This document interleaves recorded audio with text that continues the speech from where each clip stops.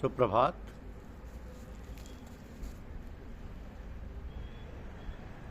भक्ति तब होती है जब भक्ति भाव जागता है। यह हमारी आज की आध्यात्मिक चर्चा का विषय। भक्ति तब होती है जब भक्ति भाव जागता है।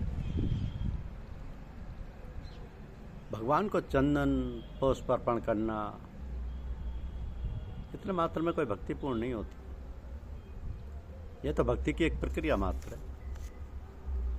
भक्ति तो जब पूर्ण होती है जब सब में भक्ति भाव जागता है, क्योंकि ईश्वर सब में है। मैं जो कुछ भी करता हूँ उस सबको ईश्वर देखते हैं। जो ऐसा अनुभव करता है उसको कभी पाप नहीं लगता।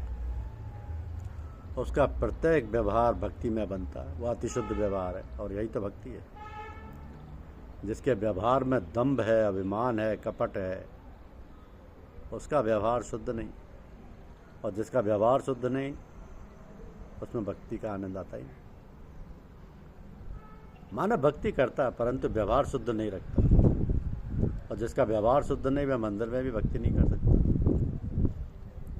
जिसका व्यवहार शुद्ध है वो जहाँ वह बैठा है वहाँ भक्ति करता है, और वही उसका मंदिर है।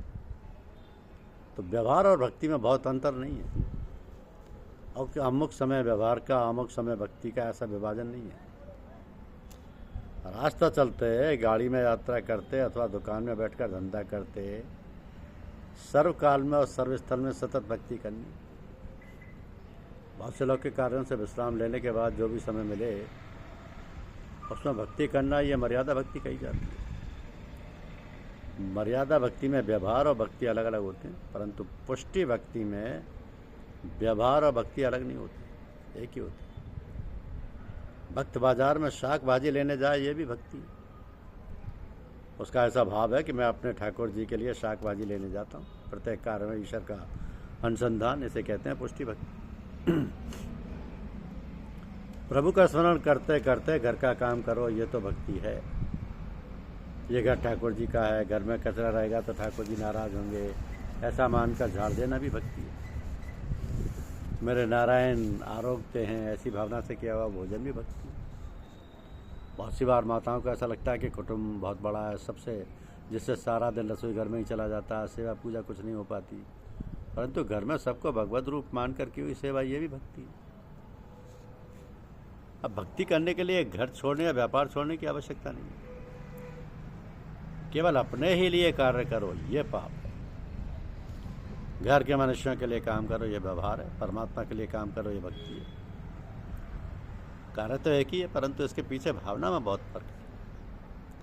महत्व क्रिया का नहीं, क्रिया के पीछे हेतु क्या है, भावना क्या है, क्रिया के पीछे हेतु क्या है या भावना क्या है, ये महत्वपूर्ण।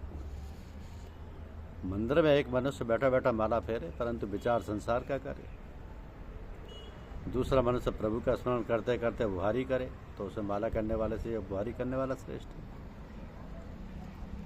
व्यवहार करो, व्यवहार करना खोटा नहीं, परंतु जो व्यवहार प्राप्त हुआ उसमें विवेक की आवश्यकता है। मनुष्य को सतत भक्ति में आनंद नहीं आता। अपने जैसे साधारण मनुष्य का मन 5-6 घंटे परमात्मा का ध्यान, सेवा, स्मरण करने के उपरांत कुछ और मांगने लगता है।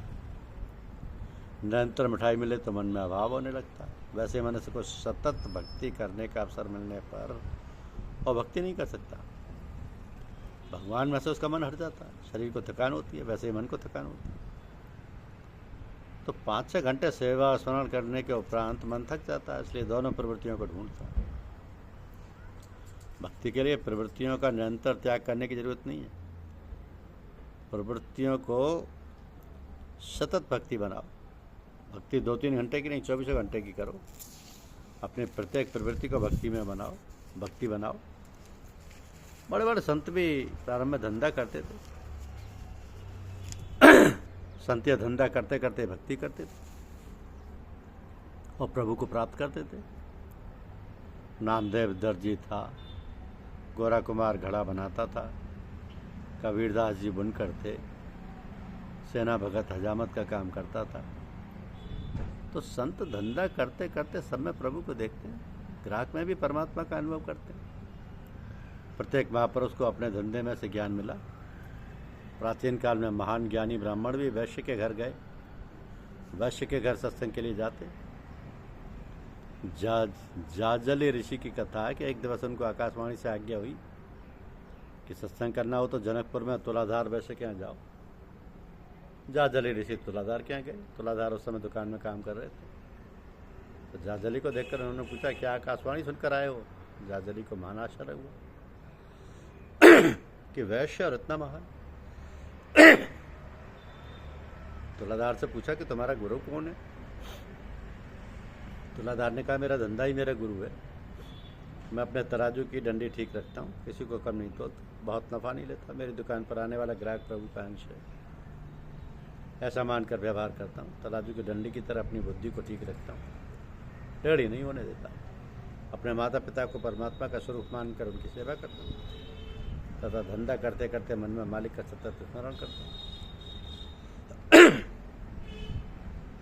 तो धंधा करने में ईश्वर को भूलो नहीं, तो तुम्हारा धंधा ही भक्ति में बन जाएगा। ठाकुर जी का दर्शन करने में यदि दुकान दिखे तो दुकान का कामकाज करने में भगवान क्यों ना दिखे। कोई वैष्णव दुकान में श्री द्वारकानाथ जी का चित्र पधराते हैं, ठीक है, परंतु द्वारकानाथ सदा हाजिर है, ऐसा समझ कर व्यवहार करें। ये बहुत ज़रूरी है। जब तक देह का भान है तब तक व्यवहार तो करना ही पड़ेगा। व्यवहार करो, परंतु व्यवहार करते करते परमात्मा सब में विराजते हैं, ये भूलो मत। व्यवहार में अपने धर्म को मत छोड़ो। जीवन में धर्म ही मुख्य है, अन्य चीज़ें गौण हैं। श्री राम मानव समाज को धर्म का शिक्षण देने के लिए जगत में पधारे हैं।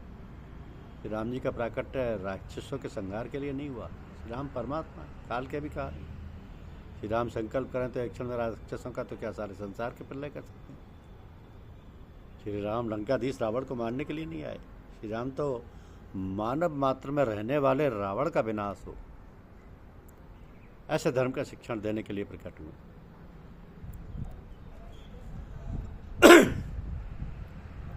तो रावण कौन है? ये काम रावण है, ये क्रोध रावण है, ये मोह रावण है। प्रत्येक मानव के सबके अंदर रहने वाले इस रावण का धर्म का आचरण करके मारना। जीवन में धर्म के आचरण का आदर्श राम जी ने जगत को बताया।